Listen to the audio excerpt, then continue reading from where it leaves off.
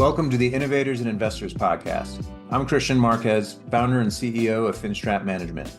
At Finstrat, we provide CFO-led accounting, finance, and reporting services to assist clients monetize their business. Stick around to the end of the podcast and I'll share how you can be our next guest. Now on to the show.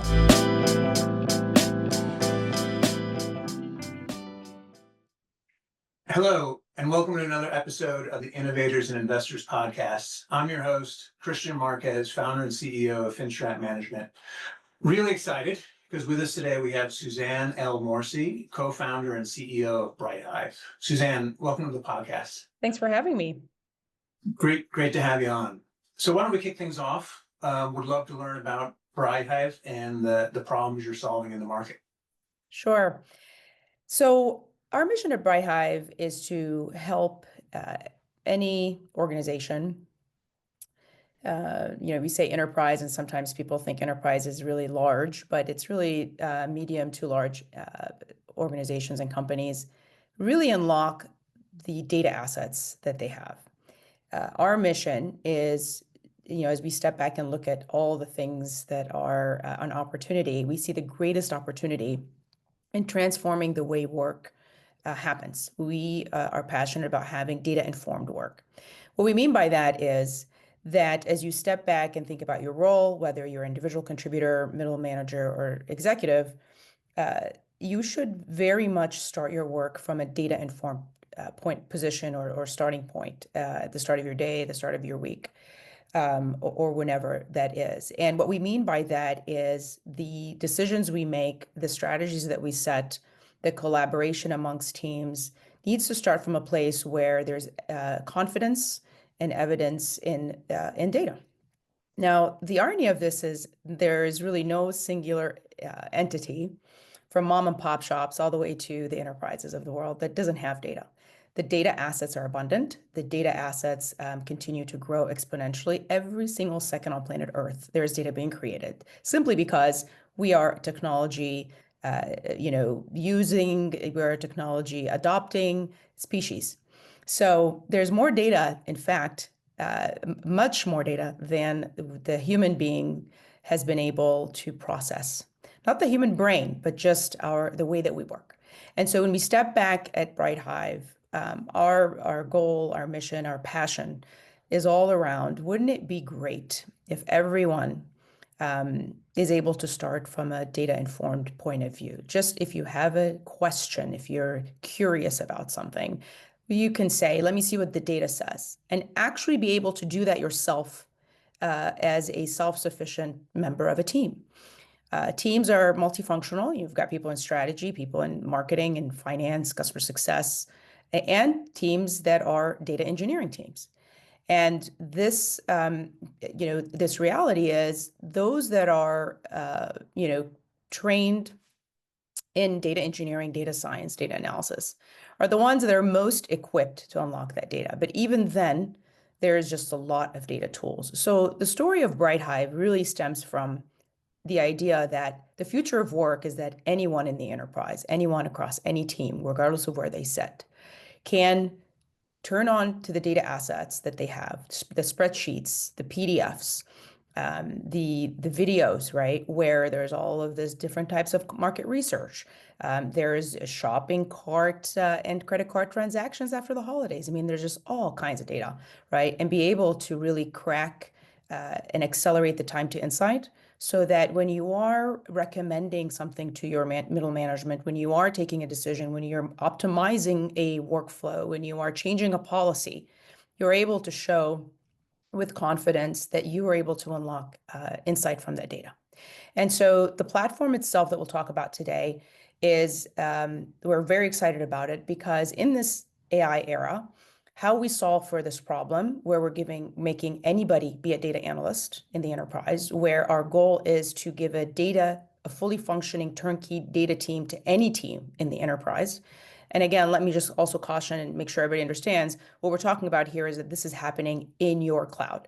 The goal in the end of this journey is that when we step back and look at collectively as a company or as a set of teams, that we were able to change the way that we inform each other from the data assets that sit in a very fragmented nature across the different organization. So that's our mission. The platform is agentic, as I was just trying to mention. In an era of AI, what we've done is take the promise of agentic AI, and it's not even a promise, it's 100% happening, right? And created specialized agents that mimic a full data engineering and data analysis team. And just think about that, right? We took 7 agents that we've designed, engineered, and assigned them very specific tasks and monitor their performance on those tasks, and then created an agentic orchestration layer that orchestrates the 7 of them working in unison, just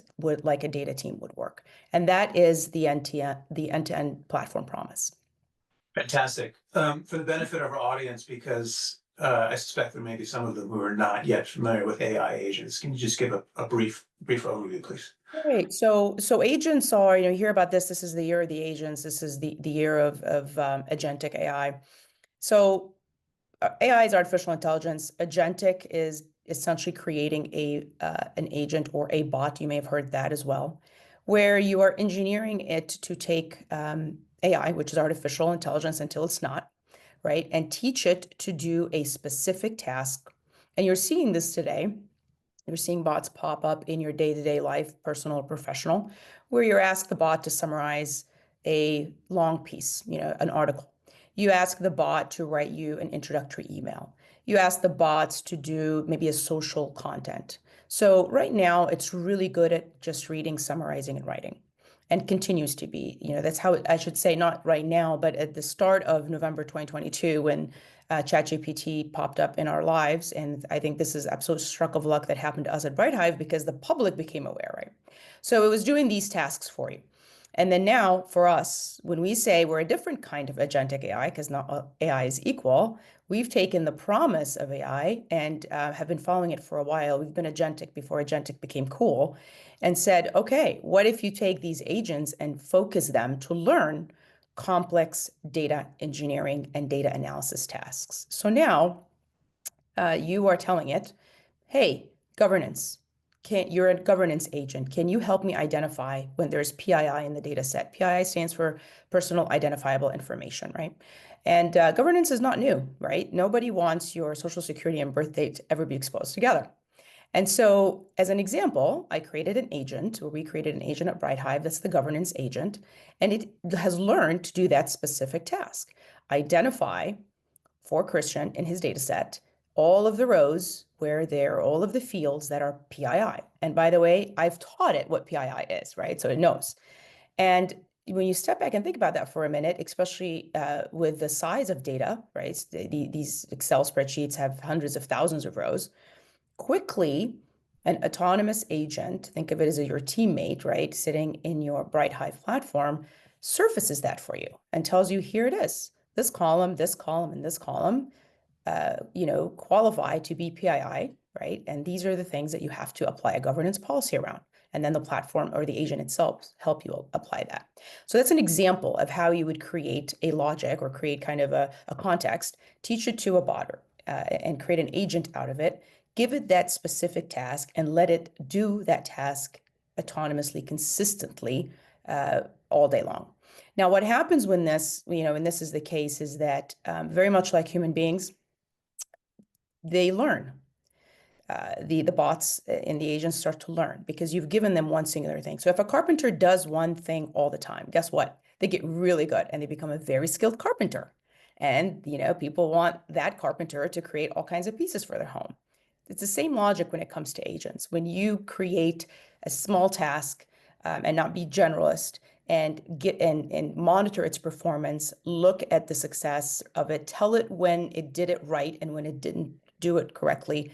The learning curve is incredible. The performance it outpaces human capacity because we rightfully have human error in our processing, as we should. I don't think we should engineer that out of the human brain. And so where we get excited when we show this to our clients and our prospects and our customers that sign up is we drive a conversation around, now imagine that we're automating 80% of grunt work in managing data, cleansing data, making data usable. and allowing teams and people to actually use their high human intelligence capabilities on all kinds of other things that we have never had the time for because we're busy trying to, figure out our data sets. So when you think about agents, you think about them as helpful, autonomous, extension of your team that learn the workflows, and every company under the sun, regardless of size, has a workflow. And the reason for this is because if you're using software, you've created a process around anything, whether it's POs, AR, AP, whatever it is, right? The enterprise has a ton of workflow. We excel at making it complicated sometimes. So the agents learn that, right? You teach it what your kind of dictionary, if you will, and it then uses that to do the exact tasks that you would be doing otherwise, and delivering to you those productivity gains on a day-to-day basis. Totally makes sense. It's brilliant. And what year did you start the company? We started initially in 2018. The very first 2 years of our life, we were really kind of focusing in on the data space as a whole. And we weren't necessarily solving it with an agentic, point of view. In 20, we saw that it absolutely is possible. In the first 24 months, we were a technology-enabled services company solving a full end-to-end data collaboration and data sharing set of services with our platform to a bunch of clients. And we're able to see this problem repeat itself enough that then we stepped back and said, okay, the on-ramp to working with your data is a huge opportunity and also a huge pain point.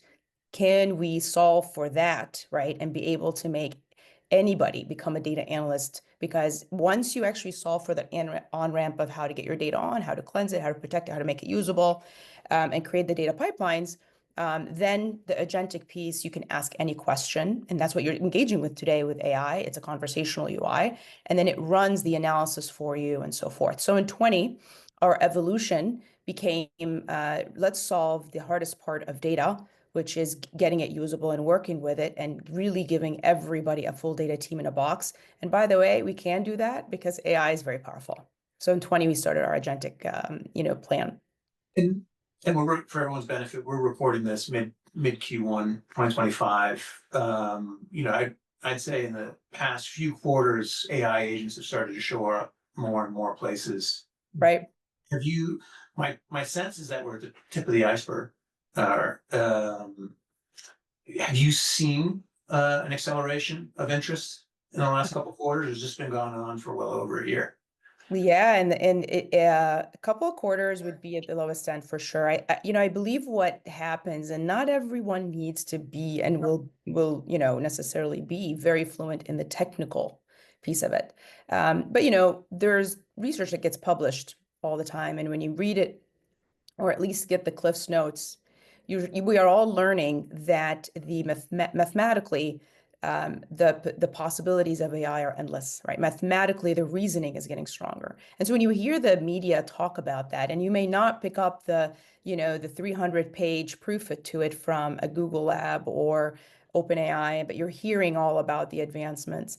As a consumer of it, or as the enterprise, because we're a B2B platform, we show that in our product, right? We are able to show you that because reasoning is possible and mathematically infinite, it's going to get better and better. That's why my product and these features that I've coded in this platform that I've built as BrightHive can deliver the promise that you're seeking. So as we show our buyers, which are decision makers and senior level C-suite teams at all at any organization under the sun, they're starting to realize, look at that, for half of one headcount salary, I'm bringing a full data team that does all of the necessary tasks for data management and data governance and data analysis.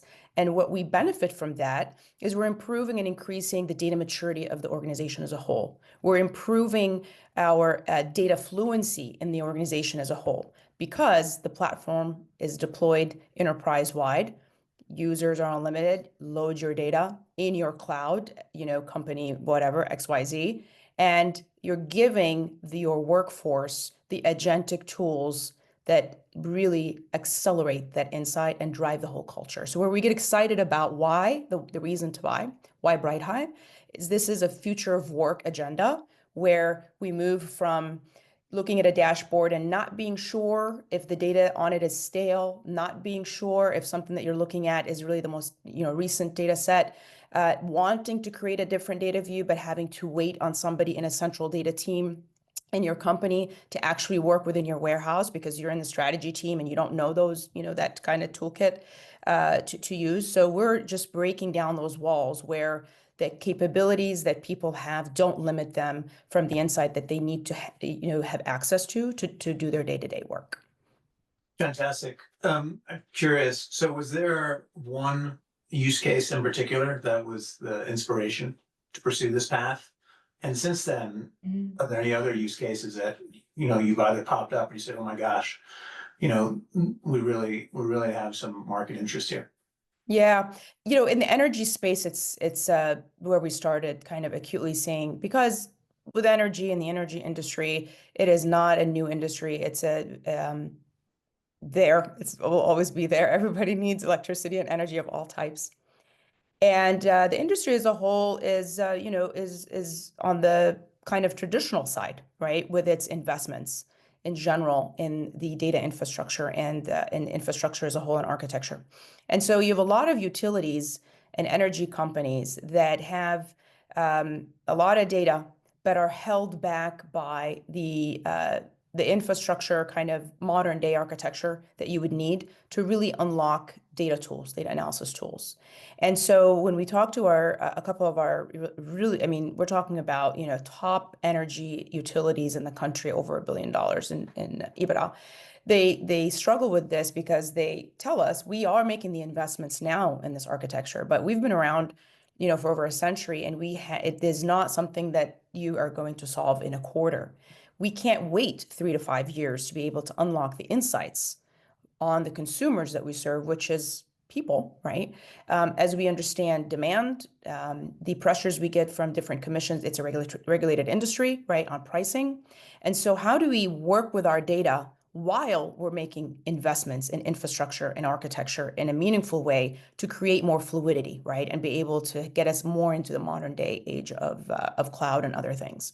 And so you kind of see that there's a business need, you have the data assets, and it just depends on the maturity of your architecture in some cases. Unless you're a brand new, net new renewables green energy company, you're really going to be held back by some architectural decisions that just need to become more modern day. And so that's when we realized that creating a flywheel and a velocity around data and insights shouldn't be hindered, because by the time you get all your data in one warehouse, for example, on a Snowflake or Azure, that's an 18-month deployment.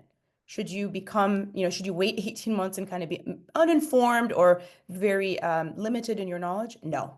So that's kind of where we started to see that even traditional industry is ripe for us to create that agentic flywheel on the data assets, because we deploy in your cloud, everything is protected in your cloud, you load into our platform and you let the agents run, and you're able to see the insights while you can still drive all the other CIO's agenda items as it relates to infrastructure. Without revealing any trade secrets, what's been then your path to foster adoption, and what's the trajectory been looking like to attain product market fit? So product market fit is there, and we've built it around an initial PMF for sure.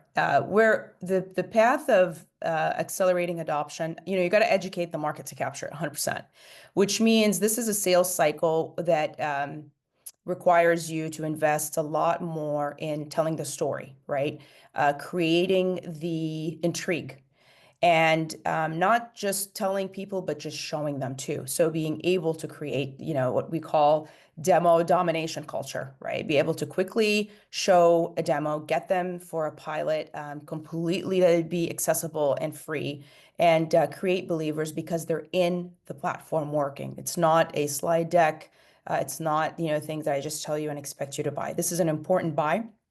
We are seeing that, in 23, there was enough intrigue about AI, but still it's unknown and vague. Some dollars were created as part of the CIO's office, as kind of the innovation agenda or the AI accelerator pilot. And there was some experimentation, but that was not real sticky ARR. It is just to see if this thing is real, right? The AI era that we're going in. But when you were going into kind of 24, less than 10% actually moved into production. All this AI experimentation that was funded by, innovation dollars that were kind of limited, but didn't really create believers. From 24 till the end of 24, we're starting to see very different case. 40 to 50% now is going in production. And the reason for that to accelerate so quickly is that you're just letting them be able to touch it, feel it, and live with it for a while, right? So the traditional B2B SaaS GTM ways are rewritten in a manner where you need to be completely open to a conversation where you're going to tell a story, where you're going to have to dedicate time to, it's a change management agenda partly as well, because you're trying to get over the fear that this is not going to be destructive. And that's why it was initially limited in a pilot. That's what was happening in 2023. In 24, you're seeing the market be very interested enough, but now it's the question of which AI, right? Which tools and where in the enterprise. And that's where our GTM is centered around being able to have everybody get in a sandbox, have a pilot, support it with our own team being able to train and answer questions and follow up. So it's a more high touch. And our ACV is such it allows us to do that. And then the relationship that's there becomes really sticky because you make heroes out of everyone that you spend the time educating to capture. I'm curious, what's the onboarding like? Is it minor lift, major lift? In a week. It's the speed of adoption. And like I said, just letting them see that versus talking about it just shortens the resistance and shortens kind of this 4 to 6 months.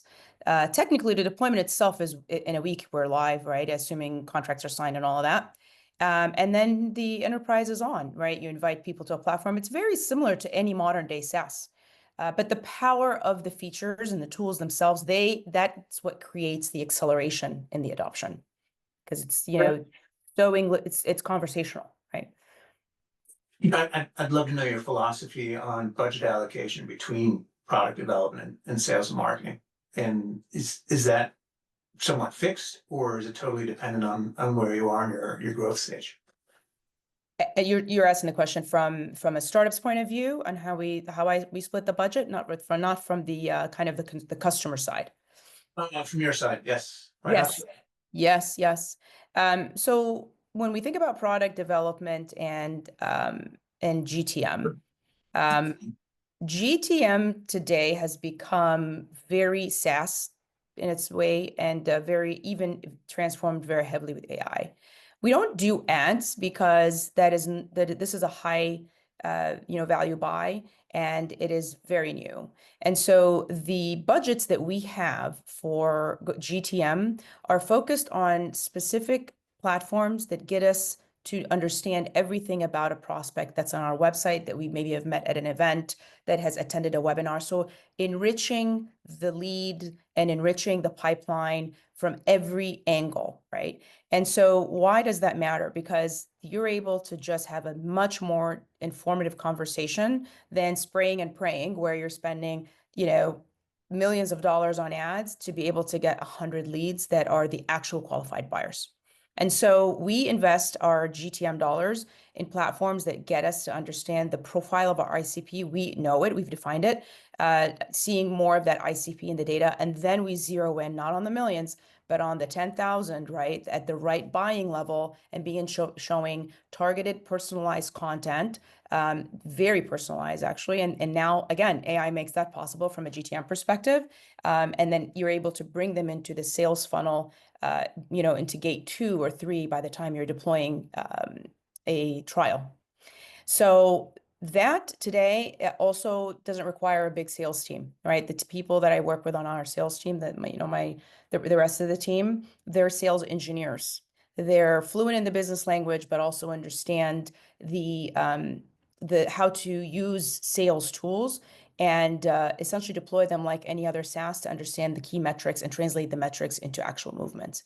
And that's made the budget really not necessarily shrink, but have a lot more efficiency. We're putting much more of our operating budget into product development, because this is a space where you have to invest in it enough to keep relevant and create your own moat.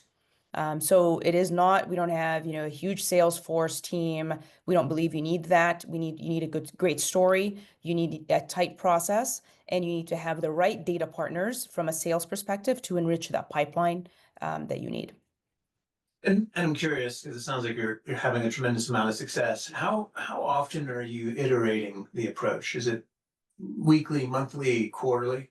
So, as we're out there learning, sometimes you could be a brand new company in 6 months in your approach, right? Like, just like we said, the acceleration by which the community and the business community and just the world's taking notice of agentic in the last 8 months, you could have, this time last year, nobody knew what agentic AI is. Nobody dubbed 25 to be the agent year. None of that. So in 6 months, by middle of the year, it changed. So yes, within 6 months, you're still figuring, you're getting a pulse on the market. How educated is it? What's the velocity of the market? The urgency to buy, the budgets that are starting to come up.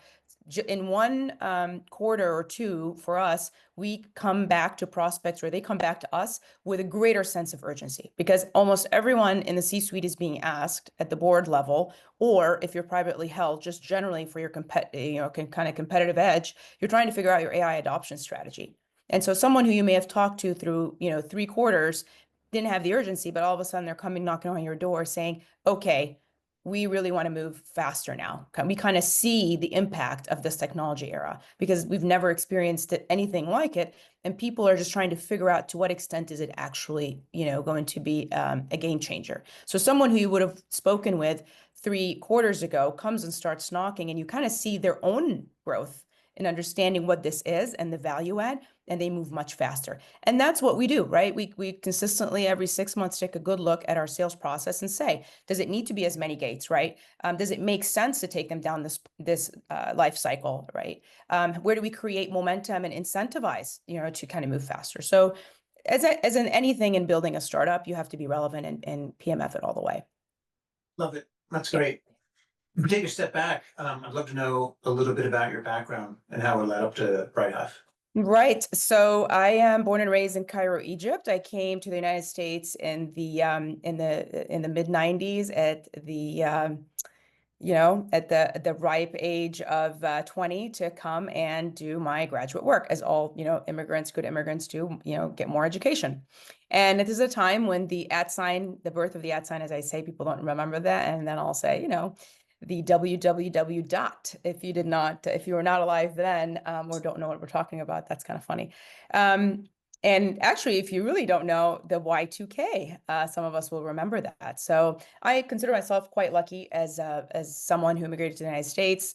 It'll be 30 years for me this year, 2025, to just, grow and learn and believe in, I kind of believed that was the right path for me, leaving Egypt and relocating here. I was not intending to stay in the United States, but I did. I landed at IBM Global Services. At the time, Big Blue was the place to be.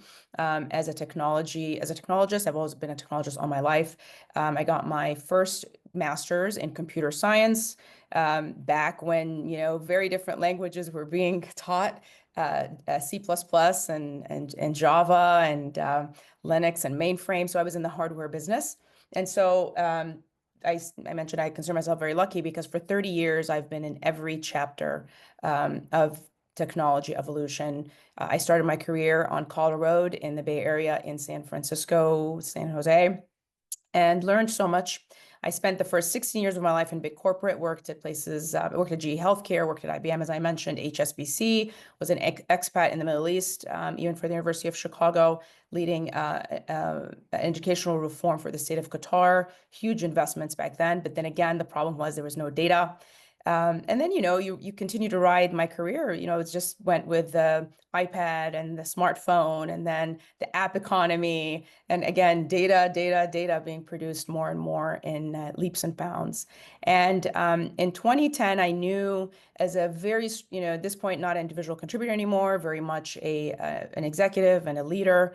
and spent half of those 16 years equal parts being in-house and consulting, being a consultant for firms. And so you kind of started to realize, there was something I'm missing, and I wanted to, my own growth, continue on and figure out something else about these companies that I'm working in. And it was really the business side of all of this.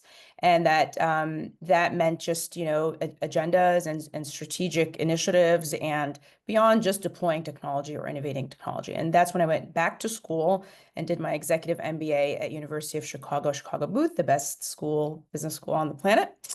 And focused my MBA time in venture capital finance and entrepreneurship. And then as I graduated in 12, became an entrepreneur. It's 13 years now, and never looked back. And so BrightHive is my fourth endeavor, two exits and one failure. The failure taught me a lot more than the exits. And it's amazing how that is in itself very powerful to just reflect on today.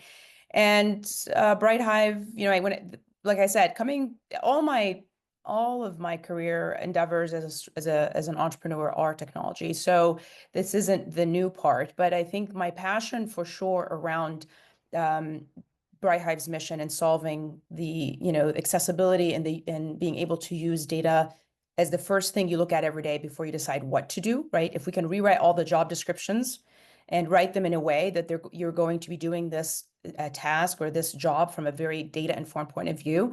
The reason that really became evident to me that should be my next startup is looking at, we're figuring out EVs and we're exploring Mars and we're doing all these great things, but at the end of the day, we're not as data fluent as we should be as a society. And to me, that's just backward. We should be able to solve this age-old problem of cracking insights faster, having more conviction in what you're recommending and what you're going to be doing, and educating people along the way that this is what the data shows, therefore this is the right next action to take. You answered my next question for me. Thank you. Congrats on the two successes. But before we go there, why don't we start with the company that didn't work out? Key lessons learned?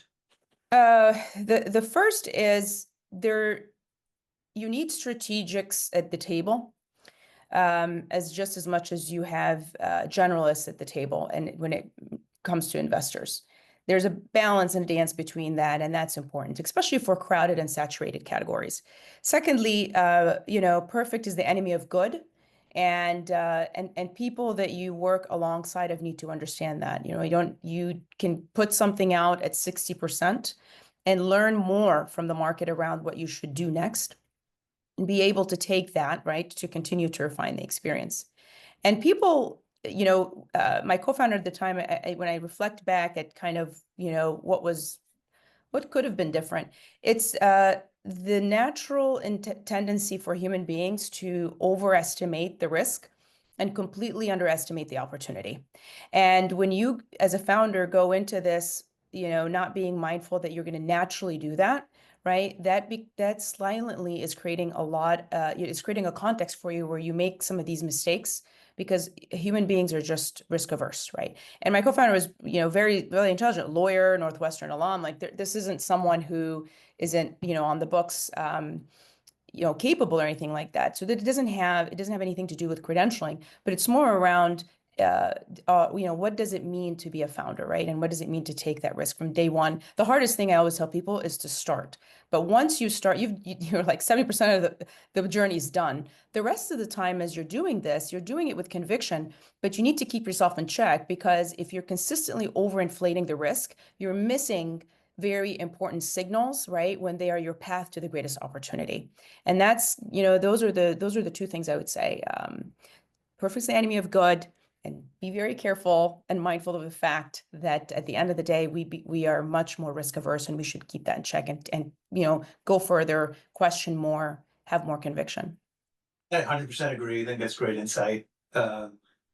Recently, I don't know, he may have said this a while ago, but I recently read Peter Thiel was commenting on Elon and said something to the fact of, when he started SpaceX and Tesla at the same time, everyone thought he was crazy. Fast forward today and you look at the success that he's had, Peter said something to the effect of, maybe everyone else needs to reassess how we think about risk to Right. your point. And so, Absolutely. Absolutely. You know, I'm a risk taker person by nature, regardless of being a founder or not. And like even in my investments, you know, my husband and I are very different. I'll eat it all day long. I love it. And my husband is no way, you know, 10,000. I mean, he's a physician, so they control that heavily, being an ICU physician. So it's just we're different. When you do start a company with a co-founder, though, this has to be something that you align on. So not only being mindful of it, but then who you're going to start a company with, you need to be aligned that this is something that we have to have. There are a few things that you should have common beliefs in, because I do think complementary, being different is a good thing. But when it comes to this topic, it matters because it affects the speed by which the evolution and innovation, that just building a startup, right? We're going to be hindering each other if we're completely fighting the idea that I need to manage risk and somebody else sitting over saying, nope, take more of it, you know? So I would agree with that about Elon Musk.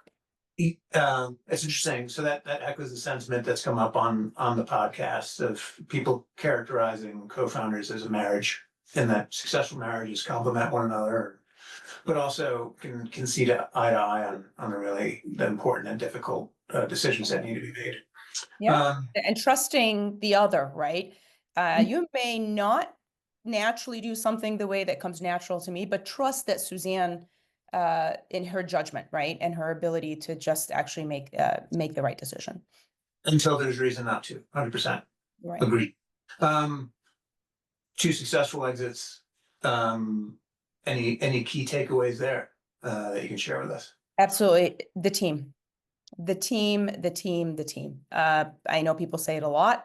I don't think we say it enough. And what is it about the team, right?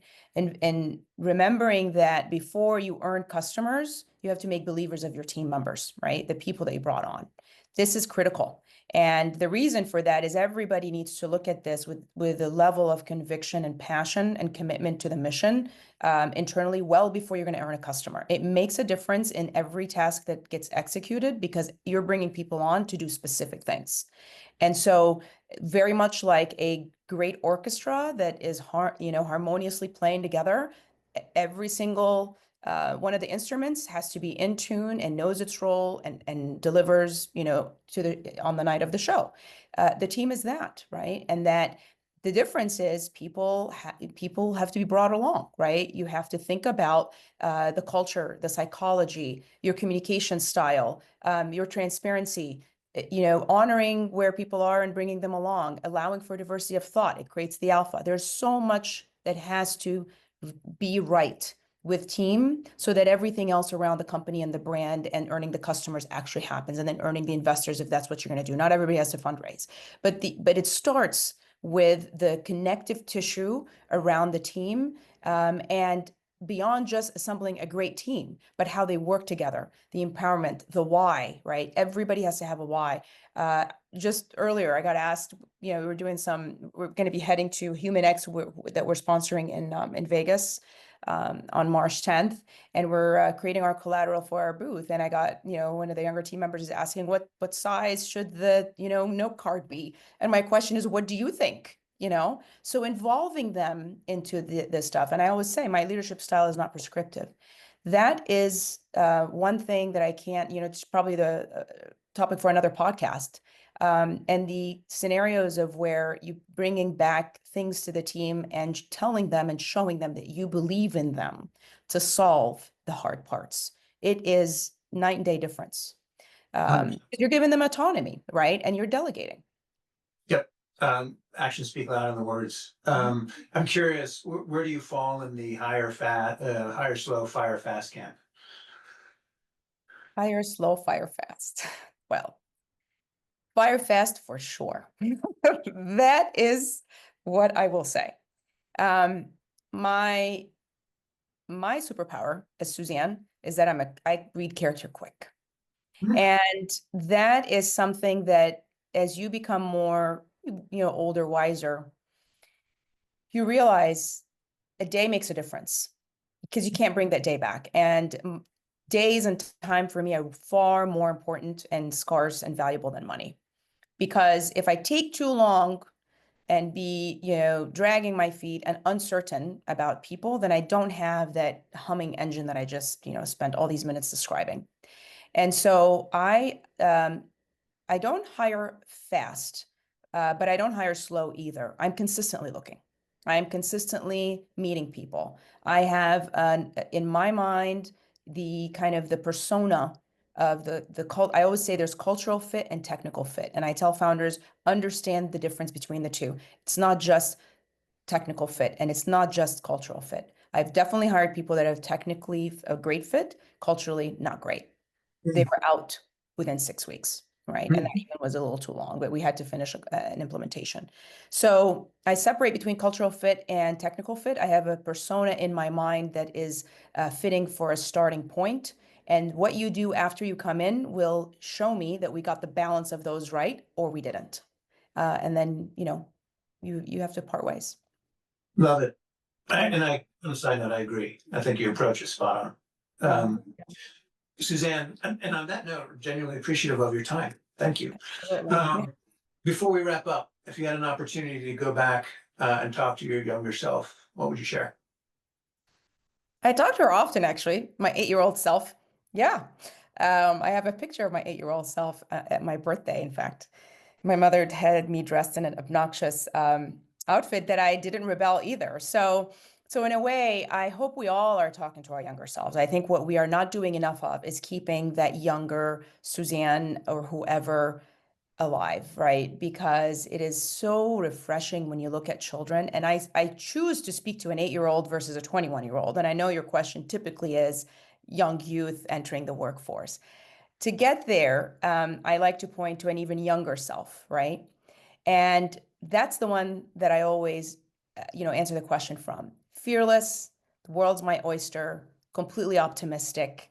Why not me, right? That's why not? I am capable and I am able and I will get there. And it's for me to actually prove. So when I realized that the kind of the fearlessness that we had when we were children we all had it, right? You may not be the most extrovert person, but when you are a child, you haven't been tinted by adulthood. I mean, adulthood is a trap, 1000%. I tell my kids every day. So I'm always very conscious to make sure that I bring the 47 this April Suzanne to the 8-year-old Suzanne, right? And remind her of how she behaved and how she navigated her life as a very young child with that absolutely the world's my oyster and I can go do anything. That's what I would tell every age, right? And every Suzanne, that don't forget that, because that's true. What gets in the way is what I said earlier. We then learn to be risk averse, and we then somehow learn to overinflate the risk, underestimate the opportunity, and then we change at whatever age that is for every person. It's unique. Did you just happen to avoid the risk averse part, or was there something in particular that took place where you saw it for what it is? In particular for me, it's my immigrant hunger. And when I came to the United States, I was not the same Suzanne that you're interviewing today, right? I had to conform to exist. And I didn't like that at a later point in time. But of course, I had to conform to exist. I mean, the brands I'm working at, right? IBM, GE Healthcare. I mean, hello, Jack Welch, right? Bottom 10% gets fired every year. And so you never wanted to be the person that wasn't going to conform to exist. And you really, as I was going to Booth, I was 32 when I started to realize I get one shot at life. And if if on average, when you stand to go swing at the bat, and it takes 10 years, because entrepreneurship is about 7 to 10 years, how many times am I going to be swinging? And for any of us, they're very few. I love it. That's a Very decade logical at a and time. rational. Yeah. That's great. So that's what got me to just look at life differently. You're right. We probably could devote an entire podcast to unpacking that further. But it's brilliant. And I'm really happy for you because it sounds like you're having a tremendous amount of success, not only with BrightHive, but in your career. So high five. Thank you. Suzanne, before we wrap up, if there's anyone who'd like to get a hold of you, how can they find you? Absolutely. So brighthive.ai, our website, I hope everyone visits there and reads about our agents and kind of, sees for themselves the vision that we see for the world and for the future of work. And sign up for a demo, sign up for our newsletter. Also find me on LinkedIn. My DM's always open. I love to meet people. I get all kinds of messages. Yes, some that are trying to sell, some that are trying to recruit you, but a lot of people that are just actually asking a point of view, right? And so I love to exchange what I believe and hear where people are on this journey of exploration on what the future could be. We hear the future is different. It's going to be different, but what could that be?